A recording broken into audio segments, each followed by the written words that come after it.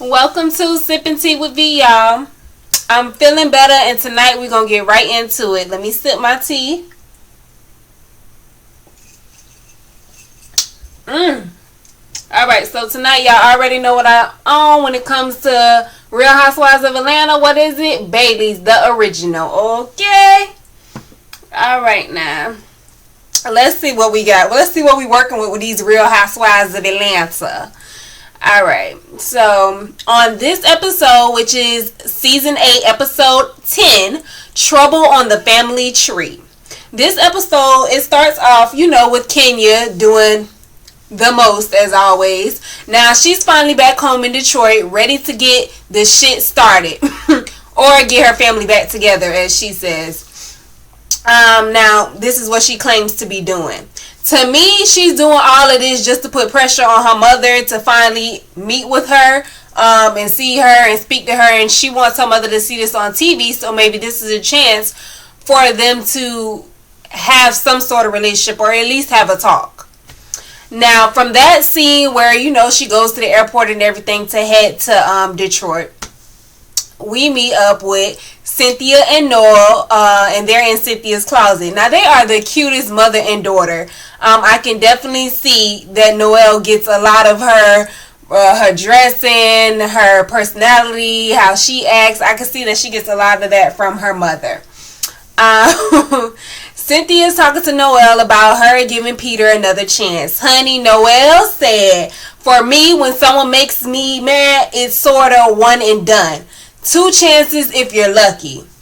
I see what Cynthia is saying about giving Peter another chance because they are married. But child, is it worth it? Now me, being on the outside looking in, I don't see that it's worth it. And I'm just going to sip tea on that. This man done took you through all this stuff and now you want to give him another chance? Child. But that's married folk. I can't talk about married folk because I ain't never been married and I ain't trying to get married no time soon, okay? Now back to Kenya. Her father shows up at her hotel room with his wife and son, I think. Is that Kenya's little brother? Who is the little boy who was with them the whole time? Because I never got or found out who that was. Unless I missed it, child. Because usually when Kenya come on the screen, I don't pay that much attention. I watch, but I'm not really watching, okay? Now, I can kind of feel the strain between Kenya and her stepmother the whole time. Like, anytime that they were in a room together or in close quarters, I can just tell that there's some type of strain there that they haven't worked on or fixed. But that's just my opinion, y'all. Now, Porsha's at the gym working out. Child, I didn't see too much working out going on, but she was at the gym working out. Lauren gets there and she's letting Porsha know that everything can't always be falling on her because she is pregnant and she's feeling sick a lot of the times. Now, she let Porsha know that she will work wherever the hell she can get her work done from. She's not going to be told, you need to be here, you need to be there, you need to go there, you need to be at the office getting the work done, you don't need to be working from home. She's not going to be told that, okay? Lauren said, now Lauren did say some true shit to her when she told her who else is Porsha going to hire and not have to worry about them stealing her money from her. Because in the industry, especially entertainment, music, publishing, whether that's music or books, okay, and let me repeat that, publishing, whether that's music, books, entertainment, whatever you do, you have to be aware and be clear on the people that you hiring to run your business and account and handle your money, because there's a lot of snakes out there. It really is, and I know, because I've been there, still going through it now.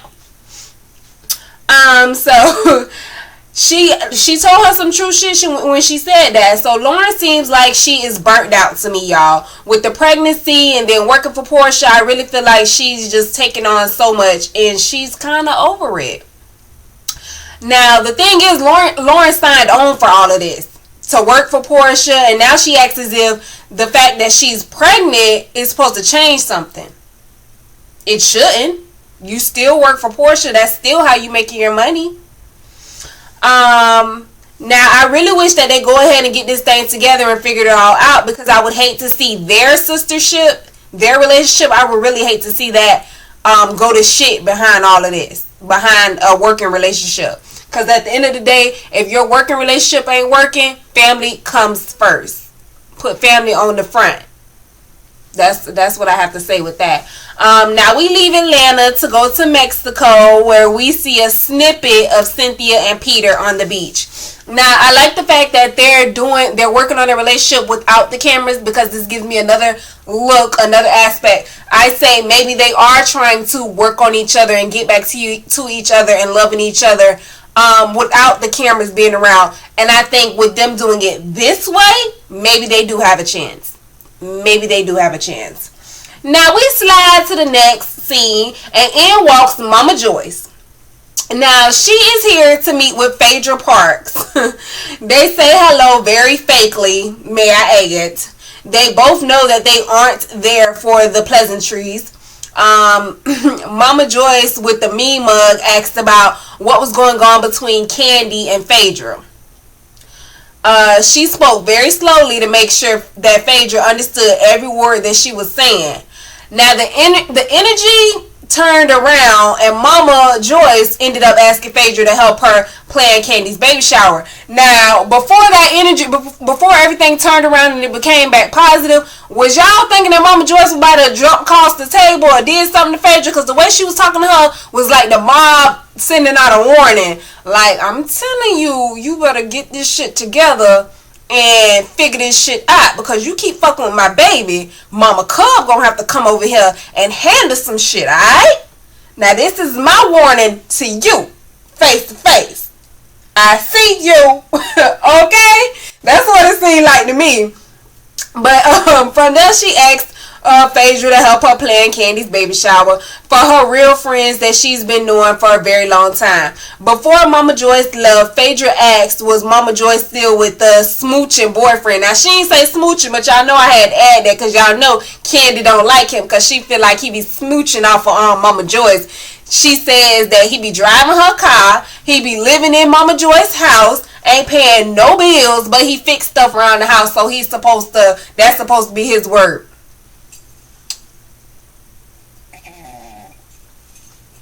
Child, if you ask me, Mama Joyce got some things she need to handle in her household. But anyway, Phaedra asked about the smooching boyfriend. Child, Mama Joyce say, we can't talk about that right now. I don't have the time. Maybe another day. Tease. Is he no longer around? Is Mama Joyce now single? Oop. That's now if Mama Joyce, that would be the pot calling the kettle black. If Mama Joyce is not single and her and that dude ain't work out after all that bullshit she took Kandi through with Ty in the beginning. Sweep around your own front door. Sweep around your own front door. Now here we go again with Porsha and Lauren. Porsha always knows how to make an entrance. That red maxi dress that Porsha had on, that shit was so cute. That looked like something I wear, real cute, child. But she stepped through it. She stepped through that. That was really cute. Now she always dressed like she getting ready to run in a pageant or something. I don't know about all the hair and everything, but I do like that dress. She did. She was really pretty. Now she brought Lauren some flowers, and Lauren called her ass out on the fact that she brought her some grocery store flowers. Messy boots is the thought that came to mind, but it's the thought that counts. Like, come on, she bought you some flowers. Take the flowers. Shit. You being pregnant, girl, I would have been like, girl, why you bring no damn food? Talk about you hungry. Shit, I am too. Now, Porsha asked Lauren if they could talk. Lauren asked her, are they going to argue or is she going to fire her? Now, I thought she was going to fire her, but that didn't happen. They sit down and Lauren explains why she didn't tell her all about her pregnancy. She says that in the position that Porsha is in, she didn't think that she would be happy for her or her situation. Now, Porsha went through losing a child. She went through losing a child, having major surgery, and then a failed divorce. Now, she had the major surgery so that she could be able to have a child in the future. And then only for her marriage to basically fail. So I kind of understood where Lauren was coming from. Like, I don't know if I should tell her this. She just went through all this stuff. I don't want to be coming to her with happy news. So I understood where she was coming from. They end the talk after that. But is it me, or was Porsha eating that apple and caramel like a hog that hasn't been fed in days? I was like, gosh damn, Porsha, you is on TV, and I can tell that you putting on a couple of pounds, but it's not bad pounds. You still cute, thick in the waist. I think it's cute, but the way you was eating that food, girl, calm down. They wasn't going nowhere, and I can't believe you never ate apples and caramel. Like, that's like one and the same. Okay, so the day of the family reunion with Kenya, Brandon, her father, Kenya's father, her stepmother, and her brother. I think that's her brother. They are riding on the way to the family reunion, speaking about Kenya's aunt that acts just like her mother and doesn't deal with or acknowledge her. She tells the driver to make a turn, and they end up in front of Kenya's mother's house. Now, my thing is with this, y'all. Okay, they blurred the screen, but you mean to tell me people who stay in DC, not DC, in Detroit, don't know that where that location is, where they was driving to? I'm kind of like, yeah, y'all blurred it, but y'all didn't black it out. Like, people can still see the surroundings, and someone who lives in Detroit will know where that is. Chat. Anyway, so she gets out of the van or whatever and goes up to her mother's door. And she knocks on the door and says, "This is Kenya. I am here by myself and I want to talk to you." I heard nothing, and then I heard something sounded like the door locking. Child, her mother locked the door on her. She locked the door on her. At that very point, I did feel sorry for Kenya, because no one wants to feel unwanted in that moment. Like, I was especially unwanted by someone who brought you into this world, who is a part of you, whose blood runs through you. I really did feel sorry for Kenya in that moment. I really did. It's just mind-boggling to me. I feel like something happened deeper that her father isn't telling, she's not telling. Something went on with her mother. Maybe it's psychological, or I'm not sure, but something went on in the past that has brought it to this situation, and I feel like nobody's speaking on it, but I do want to know what happened. Now, her father did explain that this is not the first time that this has happened. This it's been an ongoing attempts. They've tried to knock on the door. She never comes to the door. She never answers the door. And this has just been going on since Kenya was 18 months old. Like, so this is nothing new to either one of them. They knew she wasn't going to answer the door. And then Kenya trying to act like she didn't know where she stayed. When did she find out where she lived? How did she find out where she lived? Shy-boo. Anyway, Phaedra shows up to talk to Ty and see the complete video to see how it's looking, how the workout video is looking. Now, the video isn't even completely done. It still needs to be rendered so that it can play at its highest resolution. Now, Ty asked her what that check do, though. Phaedra said, "Well, I'll be meeting with my accountant tomorrow, and you will have a check cut to you." Now, let me just sip my tea right here. Why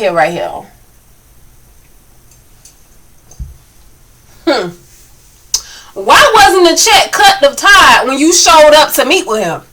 Why are we still going through this same cycle? Like, this can be over and done with.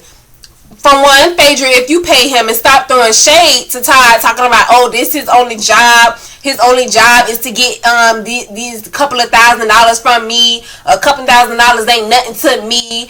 If it's all this, that, and other, see, in the beginning, I did feel like, okay, well, Ty, why you coming at Phaedra now?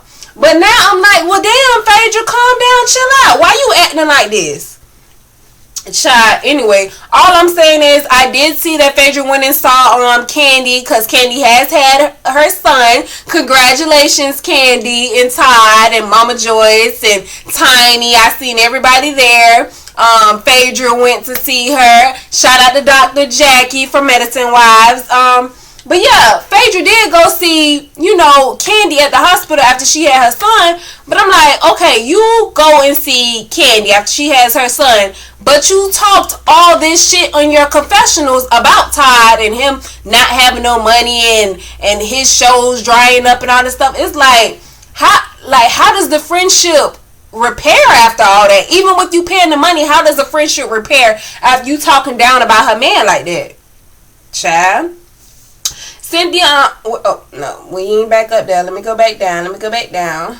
Sorry, y'all, I lost my spot.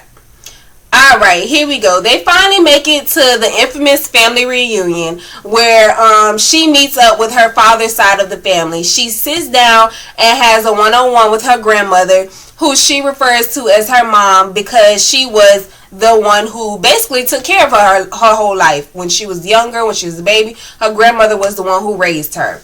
Now, an awkward moment between the two of them was when Kenya talking about, you look like a cute raccoon. When did raccoons become cute? Never. Okay. What I also can't wrap my mind around is why Kenya's mother's side of the family doesn't deal with Kenya at all. What happened that caused this? Like, where did it come from? Like, something happened, y'all. Y'all don't care? Y'all ain't wondering what happened? I care. I want to know what happened. I'm sorry. I'm just curious. I'm nosy like that, okay? Child. So then also the one aunt from Kenya's mother's side who does talk to her, Lori, was actually at the family reunion, but she left the family reunion because Kenya's mother called her and told her that Kenya had popped up at her house. Now,